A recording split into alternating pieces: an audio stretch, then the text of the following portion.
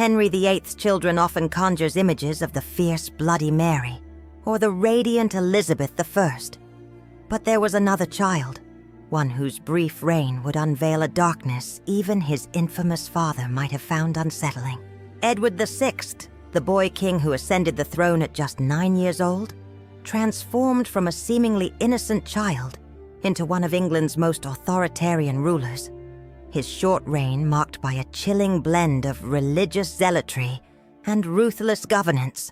His final days, steeped in cruelty and fanaticism, would cast a long shadow over the Tudor dynasty, challenging the familiar narratives of this turbulent era. The year was 1537, when Henry VIII finally secured the male heir he had long sought. Edward's birth was hailed across England as the resolution to decades of dynastic uncertainty. Yet this joy came at a steep price.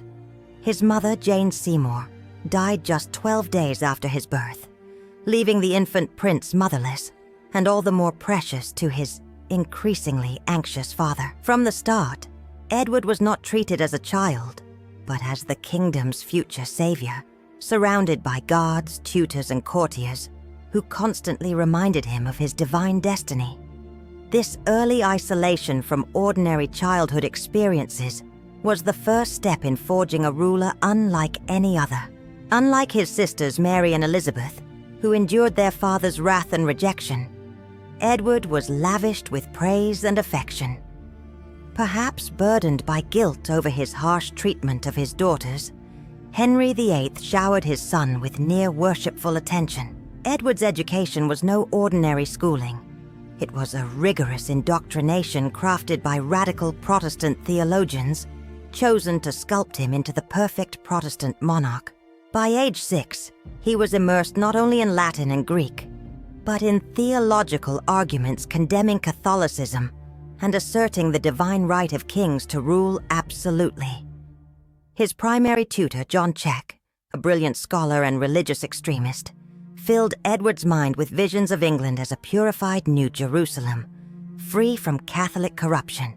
By 8, Edward could recite complex theological justifications for the execution of Catholics and viewed any opposition to his rule as a direct affront to God. What made Edward's upbringing particularly perilous was the fusion of intellectual rigor with profound emotional deprivation. He could debate theology with scholars, but had never experienced normal human relationships or play. His only companions were adults who treated him with reverence, creating a boy who grasped political theory, but lacked empathy or understanding of human life's value. This toxic blend of intelligence and emotional stunting would shape every aspect of his reign. In 1547, England found itself ruled by a 9-year-old king who believed himself God's chosen instrument. Edward VI inherited a kingdom torn by religious strife. His regency council, led by his uncle Edward Seymour, initially promised moderation, but Edward himself soon asserted a chilling authority.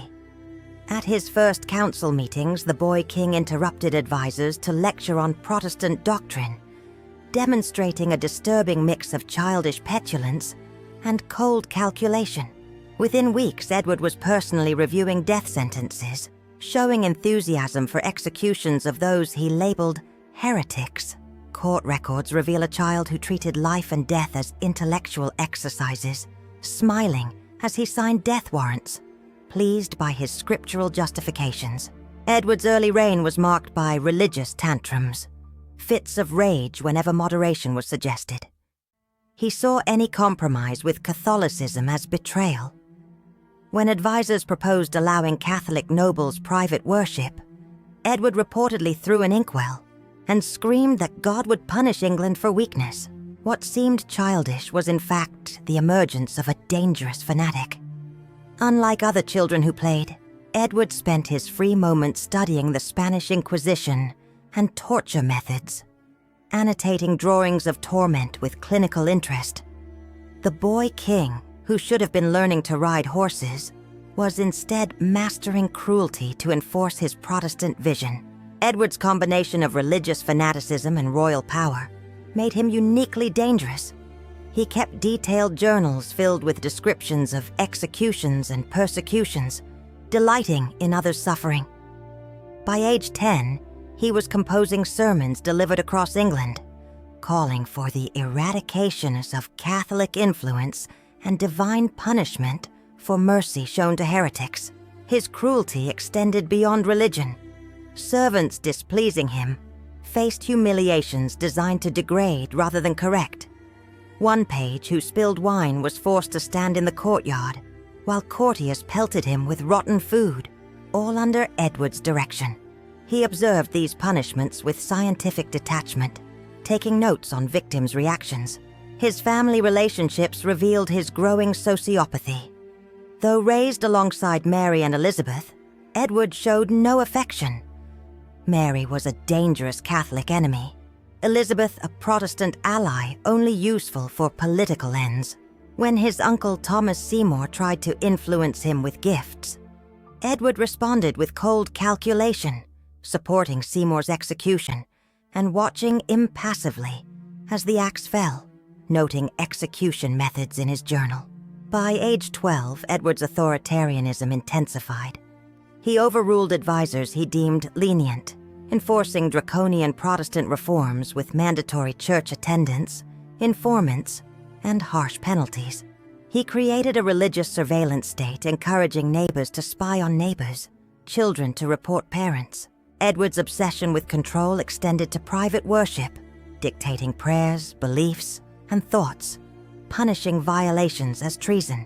He personally reviewed cases, often increasing punishments for insufficient zeal. His court rewarded paranoia and fanaticism. Mercy was weakness. His journals became manuals for persecution, detailing punishments tailored to specific heresies. When traditional penalties failed, Edward invented new humiliations, always justified by theology.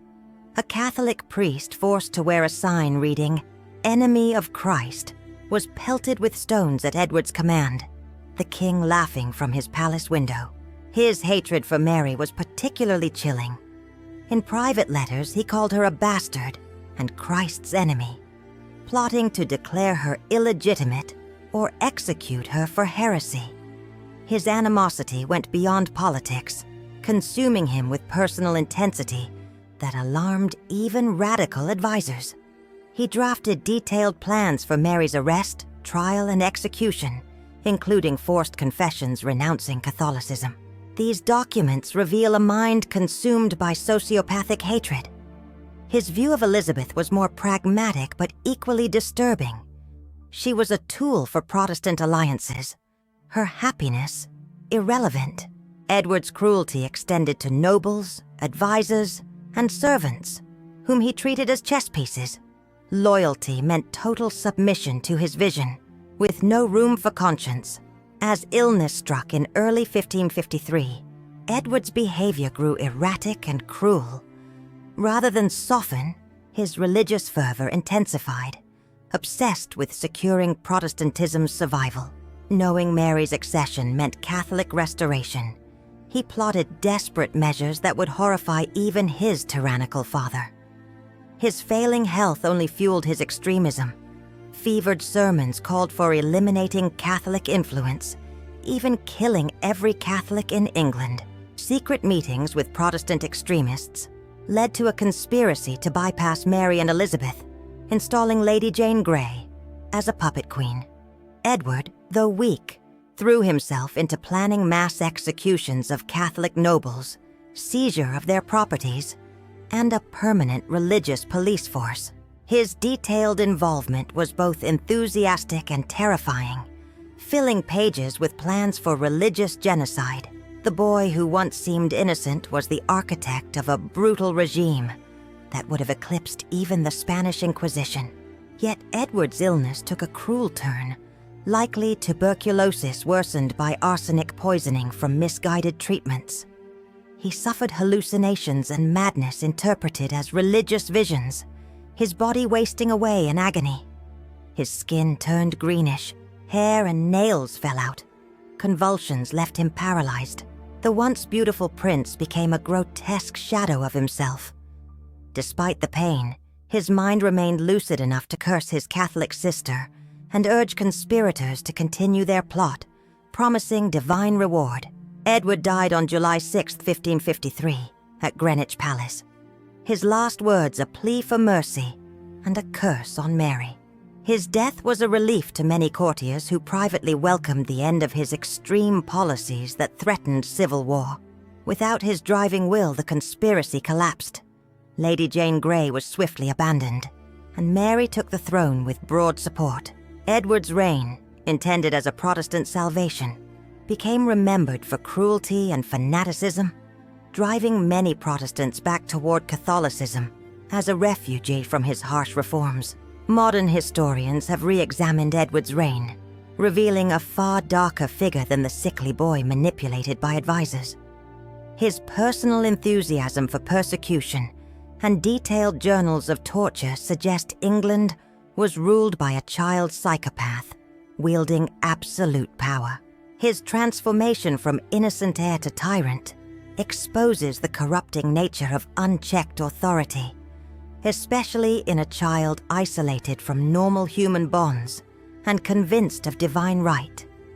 His courtiers feared him but were powerless, as opposition was blasphemy. Edward's legacy warns of the dangers when absolute power meets ideological certainty in immature hands. His reign showed how education can become indoctrination, producing brilliance devoid of empathy. The boy king who should have played with toys planned mass executions and religious purges, treating lives as expendable in pursuit of purity. Had he lived, England might have faced one of history's most oppressive regimes. Ultimately, Edward IV's brief reign stands as a haunting example of power corrupting innocence. The cherished son of Henry VIII ended as a figure whose death was a mercy to England. His story reveals uncomfortable truths about human nature and the perils of cruelty masked as divine mission. His agonizing final days, consumed by hatred and fanaticism, mark a fitting end to a reign that promised hope but delivered fear. In dying young, Edward may have spared England from its darkest hour,